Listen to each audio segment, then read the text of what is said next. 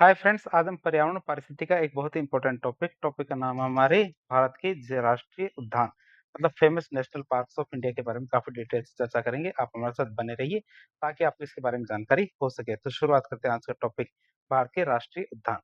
सबसे पहले राष्ट्रीय उद्यान का एक परिचय देख लेते हैं। तो राष्ट्रीय उद्यान किसे कहते हैं? तो किसी भी हमारे भौगोलिक क्षेत्र की या किसी भी हमारे भौगोलिक क्षेत्र की जंतु और पादप प्रजातियां, जिसे हम फ्लोरा और फौना कहते हैं, उनके साथ-साथ उस पूरे पारिस्थितिक तंत्र मतलब इकोसिस्टम को संरक्षण प्रदान करने के लिए राष्ट्रीय उद्यानों की स्थापना की जाती है। तो इसका उद्देश्य क्या है राष्ट्रीय उद्यान को स्थापना करने का? तो किसी भी भौगोलिक क्षेत्र की जंतु और पादप प्रजातियों के साथ-साथ उस पूरे के पूरे पारिस्थितिकी तंत्र को हमारे संरक्षण प्रदान करने के लिए राष्ट्रीय उद्यानों की स्थापना की जाती है। बात करें इसके संबंधित तथ्य और नियमों की बात करें कि जो हमारा नेशनल पार्क या राष्ट्रीय उद्यान है उनसे संबंधित कौन-कौन से तथ्य और नियम है। बात करें सबसे पहले अधिनियम की, तो राज्य सरकार हमारे वन्य जीव संरक्षण अधिनियम 1972 के तहत, किसके तहत? वन्य जीव संरक्षण अधिनियम 1972 के तहत किसी क्षेत्र को राष्ट्रीय उद्यान घोषित कर सकती है। कौन कर सकती है? राज्य सरकार। तो राज्य सरकार हमारे वन्य जीव संरक्षण अधिनियम 1972 के तहत किसी क्षेत्र को हमारा राष्ट्रीय उद्यान घोषित कर सकती है। पूर्व अनुमति की बात करें तो किसी भी वन्य भूमि क्षेत्र को राष्ट्रीय उद्यान या अभयारण्य घोषित करने के लिए कोई भी राज्य जो अपने वन्य भूमि क्षेत्र है उसको राष्ट्रीय उद्यान या फिर अभयारण्य घोषित करना चाहता है, तो उसके लिए वन्य जीव बोर्ड की अनुमति लेना बहुत ज्यादा जरूरी है। किसकी? वन्य जीव बोर्ड की अनुमति लेना जरूरी है और वहां से अनुमति मिलने के बाद ही ये घोषित किया जा सकता है कि कौन सा क्षेत्र क्या होगा, मतलब अभयारण्य बनेगा या राष्ट्रीय उद्यान बनेगा। और इस बोर्ड के अध्यक्ष कौन होते हैं? इस बोर्ड के अध्यक्ष हमारे प्रधानमंत्री जी होते हैं। तो वर्तमान में कौन है? प्रधानमंत्री नरेंद्र मोदी जी। बात करें तो वन्य जीव बोर्ड की अनुमति लेना जरूरी है और जिसके अध्यक्ष कौन है? हमारे नरेंद्र मोदी जी या प्रधानमंत्री होते हैं। फिर बात करें मानवीय गतिविधियों की, जो किसी भी क्षेत्र को हमारे राष्ट्रीय उद्यान घोषित कर दिया तो वहाँ मानवीय जो गतिविधियां क्या होगी? तो राष्ट्रीय उद्यान क्षेत्र में हमारे पूर्णतः प्रतिबंध होता है मानवीय गतिविधियों का।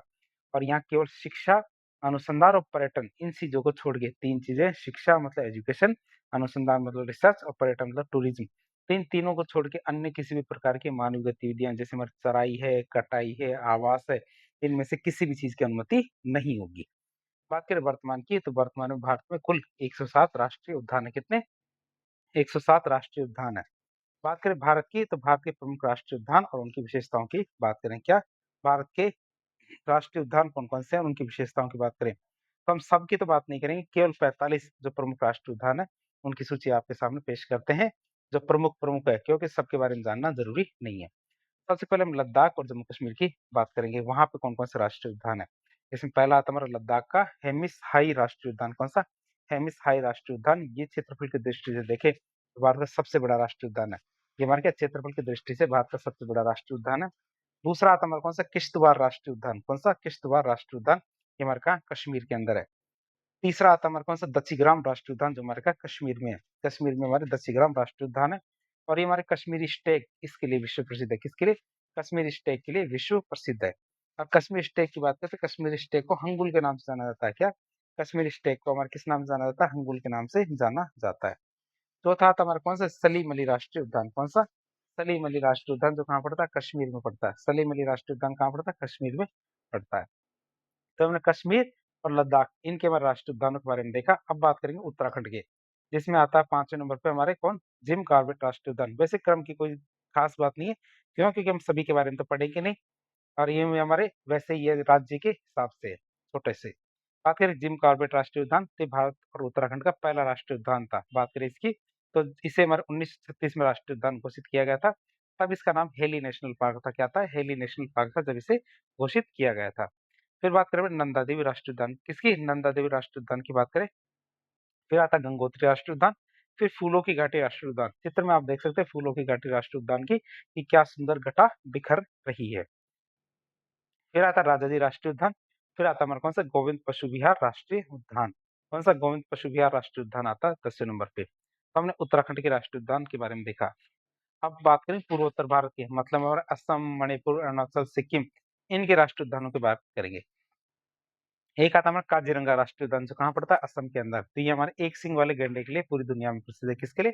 एक सींग वाले गैंडे के लिए पूरी दुनिया में प्रसिद्ध है हमारे काजीरंगा राष्ट्रीय उद्यान, जो कहाँ पड़ता है? असम के अंदर। फिर मानस राष्ट्रीय उद्यान हमारे असम में पड़ता है और ये मुख्य रूप से हमारे जंगली भैंसे के लिए प्रसिद्ध है। क्या? जंगली भैंसे के लिए प्रसिद्ध हमारे मानस राष्ट्रीय उद्यान असम वाला। फिर देहिंग पटकाई राष्ट्रीय उद्यान की बात करें, तो हमारे असम में पड़ता है। फिर केबुल लामजाओ, जो केबुल लामजाओ जो मणिपुर के अंदर है, ये राष्ट्रीय उद्यान कहाँ पड़ता है? मणिपुर में, केबुल लामजाओ राष्ट्रीय उद्यान। और ये विश्व का एकमात्र तैरता हुआ मतलब फ्लोटिंग राष्ट्रीय उद्यान है। और ये हमारे मणिपुर की जो प्रसिद्ध लोकटक झील है उसके अंदर है। आप इसे याद रखेंगे, मणिपुर जो लोकटक झील है, जो हमारे मॉन्ट्रेक्स रिकॉर्ड के अंदर भी जिसको शामिल किया जा चुका है, तो आप इसे याद रखेंगे, मणिपुर की जो लोकटक झील है उसमें हमारे क्या केबुल लामजाओ राष्ट्रीय उद्यान है। झील तो हमारे लोकटक झील है, और जो हमारे बीच में पगडंडियां बनी हुई है, यदि कभी आपको देखने का मौका मिले केबुल लामजाओ को, या फिर गूगल पे आप सर्च करेंगे, तो बीच में जो पगडंडिया है जिसमें हमारे फुमड़ी जो हिरण है, कौन सी फुमड़ी हिरण है, तो वो जो एक जगह से दूसरी जगह कूदती रहती है, एक जगह दूसरी जगह उछलती रहती है, जिसे डांसिंग डियर भी कहते हैं, वो पाई जाती है। तो उस पगडंडियों को हमारे केबुल लामजाओ राष्ट्रीय उद्यान कहेंगे। फिर कंचनजंगा राष्ट्रीय उद्यान की बात करें, ये कहाँ पड़ता है? हमारे सिक्किम के अंदर। कहाँ? कंचनजंगा कहाँ पड़ता है? सिक्किम के अंदर। नामदफा राष्ट्रीय उद्यान की बात करें, ये पड़ता है हमारे अरुणाचल प्रदेश में। नामदफा राष्ट्रीय उद्यान कहाँ पड़ता है? अरुणाचल प्रदेश में, जहाँ हमारे उड़न गिलिरी, जिसे हम कहते हैं नामदफा उड़न गिलिरी फ्लाइंग स्क्वायरल है, उसके लिए प्रसिद्ध है। फिर बात करेंगे दक्षिण भारत की, केरल, कर्नाटक, तमिलनाडु, आंध्र प्रदेश और गोवा। कौन कौन से? केरल, कर्नाटक, तमिलनाडु, आंध्र प्रदेश, गोवा। इनके जो राष्ट्रीय उद्यान है जो दक्षिण भारत के हैं, उनकी बात करें, एक है हमारा कौन सा? अनाईमुड़ी शोला राष्ट्रीय उद्यान, जो कहाँ पड़ता है? केरल के अंदर है। तो ये हमारे शोला वन है, उनके लिए प्रसिद्ध। आप इसे याद रखेंगे, जो 1500 मीटर की ऊंचाई पे दक्षिण भारत के जो वन है, क्यों? क्योंकि उष्णकटिबंधीय क्षेत्रों के अंदर पाए जाते हैं। 1500 मीटर से ऊंचाई वाले जो पर्वतीय क्षेत्र है, वहां पे हमारे घने वन पाए जाते हैं, उनको हम क्या बोलते हैं? शोला वन कहते हैं। और शोला वन के लिए क्या प्रसिद्ध है? हमारे अनाईमुड़ी शोला राष्ट्रीय उद्यान, जो कहाँ पड़ता है? केरल के अंदर। अगला आता है हमारा कौन सा? पेरियार राष्ट्रीय उद्यान, जो कहाँ पड़ता है? केरल में। क्यों? क्योंकि यहाँ पेरियार नदी बहती है। क्यों? क्योंकि यहाँ पे पेरियार नदी बहती है, जो मुख्य रूप से किसके लिए जाना जाता है? हाथियों के लिए जाना जाता है, हमारा पेरियार राष्ट्रीय उद्यान, जो केरल का है। अगला आता है हमारा साइलेंट वैली राष्ट्रीय उद्यान, जो कहाँ पड़ती है? केरल। इसे शांत घाटी राष्ट्रीय उद्यान भी कहते हैं। साइलेंट वैली या शांत घाटी राष्ट्रीय उद्यान भी कहते हैं। फिर आता है नागरहोल राष्ट्रीय उद्यान, ये हमारे कर्नाटक पड़ता है, और इसे हमारे राजीव गांधी राष्ट्रीय उद्यान के नाम से भी जाना जाता है। किस नाम से? राजीव गांधी राष्ट्रीय उद्यान के नाम से भी जाना जाता है नागरहोल राष्ट्रीय उद्यान को, जो कहाँ पड़ता है? कर्नाटक में। तो बंदीपुर राष्ट्रीय उद्यान की बात करें, ये कहाँ पड़ता है? हमारे कर्नाटक में। बांदीपुर राष्ट्रीय उद्यान कहाँ पड़ता है? कर्नाटक में। मन्नार मरीन राष्ट्रीय उद्यान कहाँ पड़ता है? तमिलनाडु में। तो जब नाम में ही मरीन है, तो आप इसे याद रखेंगे, मन्नार की खाड़ी के पास में जो मरीन क्षेत्र है, जहाँ पे हमारे समुद्री जो पारिस्थितिकी तंत्र पाया जाता है, वो हमारे सुरक्षित किया गया है। किसके माध्यम से? मन्नार मरीन राष्ट्रीय उद्यान के माध्यम से, जो कहाँ पड़ता है? तमिलनाडु में। फिर मुदुमलाई राष्ट्रीय उद्यान की बात करें, ये पड़ता हमारे तमिलनाडु में। पप्पीकोंडा राष्ट्रीय उद्यान हमारे पड़ता है कहाँ? आंध्र प्रदेश में। कौन सा? पापीकोंडा राष्ट्रीय उद्यान कहाँ पड़ता है? आंध्र प्रदेश में। फिर आता हमारा महावीर राष्ट्रीय उद्यान, ये कहाँ पड़ता है? गोवा में, और इसे भगवान महावीर राष्ट्रीय उद्यान के नाम से भी जाना जाता है। आप इसे याद रखें, कहाँ पड़ता है? गोवा में। अब बात करें बार पश्चिम भारत, मतलब जैसे हमारे राजस्थान, गुजरात और महाराष्ट्र, यहाँ के राष्ट्रीय उद्यानों की बात करें, तो एक आता हमारा कौन सा? केवला देवी राष्ट्रीय उद्यान, जो कहाँ पड़ता है? राजस्थान में, और इसे घना पक्षी विहार भी कह सकते हैं, जो राजस्थान के भरतपुर में पड़ता है। और जो किसके लिए प्रसिद्ध है? ये हमारे जो साइबेरियन सारस है, जो हमारे क्या सर्दियों के दिनों के अंदर भारत के अंदर आते हैं। जब वहां सर्दी पड़ती है तो गर्मी के लिए हमारे क्या भारत के अंदर आते हैं, और हैचिंग के लिए आते हैं, अंडे देने के लिए हमारे भारत के अंदर। जो घना पक्षी विहार है, जो भरतपुर के अंदर पड़ता है, वहां आते हैं, लेकिन उससे भी हमारे रामसर सूची में अब शामिल कर लिया गया है। किसे? केवलादेव राष्ट्रीय उद्यान को। बात करें रणथंभौर की, तो रणथंभौर राष्ट्रीय उद्यान हमारे कहाँ? राजस्थान में है। मुकुंदरा हिल्स राष्ट्रीय उद्यान, गिर राष्ट्रीय उद्यान, जो कहाँ पड़ता है? हमारे गुजरात के अंदर। मुकुंदरा हिल्स वाला तो राजस्थान में है, जो टाइगर के लिए फेमस है, और गिर राष्ट्रीय उद्यान गुजरात में। तो किसके लिए प्रसिद्ध है? चित्र में आप देख सकते हो, तीर का निशान किधर जाता है? लॉयन की तरफ। तो गिर राष्ट्रीय उद्यान हमारे जहाँ एशियाई लॉयन पाए जाते हैं, जो एशियन शेर है, जो हमारे कहाँ पाए जाते हैं? गिर राष्ट्रीय उद्यान में पाए जाते हैं। आप इसे याद रखेंगे। बात करें संजय गांधी राष्ट्रीय उद्यान, हमारे कहाँ? महाराष्ट्र के अंदर। संजय गांधी राष्ट्रीय उद्यान कहाँ है? महाराष्ट्र के अंदर। पैंच जो राष्ट्रीय उद्यान है महाराष्ट्र का, तो पैंच राष्ट्रीय उद्यान का विस्तार हमारे कहाँ का है? महाराष्ट्र और मध्य प्रदेश दोनों में ही है। अब बात करेंगे हमारे मध्य भारत के राष्ट्रीय उद्यानों के बारे में। किसके? मध्य भारत के राष्ट्रीय उद्यानों की बात करें, जिसमें हमारे मध्य प्रदेश और छत्तीसगढ़ आते हैं।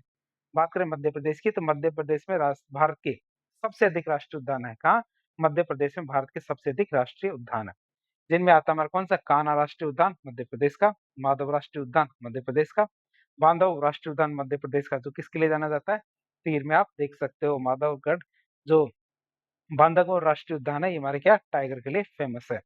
पन्ना राष्ट्रीय उद्यान हमारे मध्य प्रदेश में है। सतपुड़ा राष्ट्रीय उद्यान हमारे का मध्य प्रदेश में। वन विहार राष्ट्रीय उद्यान भी हमारे मध्य प्रदेश में। इसीलिए हमारे क्या? मध्य प्रदेश को राष्ट्रीय उद्यानों की नगरी कहते हैं। इंदिरा प्रियदर्शनी पेंच राष्ट्रीय उद्यान ये भी मध्य प्रदेश में। मांडला प्लांट जीवाश्म राष्ट्रीय उद्यान ये हमारे मध्य प्रदेश में, अरे मध्य प्रदेश के मांडला जिले में है, जहाँ पे हमारे फॉसिल्स मतलब जीवाश्मों को संरक्षित किया गया है। कहाँ पे? मांडला जिले में। फिर संजय गुरु घासीदास राष्ट्रीय उद्यान की बात करें तो इसका विस्तार हमारे मध्य प्रदेश और छत्तीसगढ़ दोनों में है, और इसे गुरु घासीदास राष्ट्रीय उद्यान भी कहते हैं। क्या? गुरु घासीदास राष्ट्रीय उद्यान भी कहा जाता है। फिर बात करें इंद्रावती राष्ट्रीय उद्यान की, हमारे कहाँ पड़ता है? छत्तीसगढ़ में। इंद्रावती राष्ट्रीय उद्यान हमारे छत्तीसगढ़ में पड़ता है। अब पूर्वी उत्तर भारत के जो हमारे राष्ट्रीय उद्यान है, जैसे उड़ीसा, बिहार, झारखंड, उत्तर प्रदेश, इनकी बात करें तो सिमलीपाल राष्ट्रीय उद्यान उड़ीसा में, वाल्मीकि राष्ट्रीय उद्यान हमारे बिहार में, और बेंतला राष्ट्रीय उद्यान हमारे झारखंड में पड़ता है। चित्र में आप देख सकते हैं छोटा बच्चा हाथी का, ये हमारे बेंतला राष्ट्रीय उद्यान मतलब हाथियों के लिए प्रसिद्ध है, जो झारखंड के अंदर है। क्या था? दुधवा जो राष्ट्रीय उद्यान है उत्तर प्रदेश का है। तो इस तरह एक लेक्चर के जरिए हमने जो पारिस्थितिकी तंत्र का एक बहुत इंपॉर्टेंट टॉपिक था हमारे राष्ट्रीय उद्यान भारत के, इनके बारे में काफी डिटेल से जानने की कोशिश की। तो इस प्रकार के इन्फॉर्मेटिव वीडियो देखने के लिए हमारे चैनल से जुड़े। वीडियो यदि पसंद आता है तो वीडियो को लाइक करें, चैनल को सब्सक्राइब करें, अपने दोस्तों के साथ शेयर करें। धन्यवाद।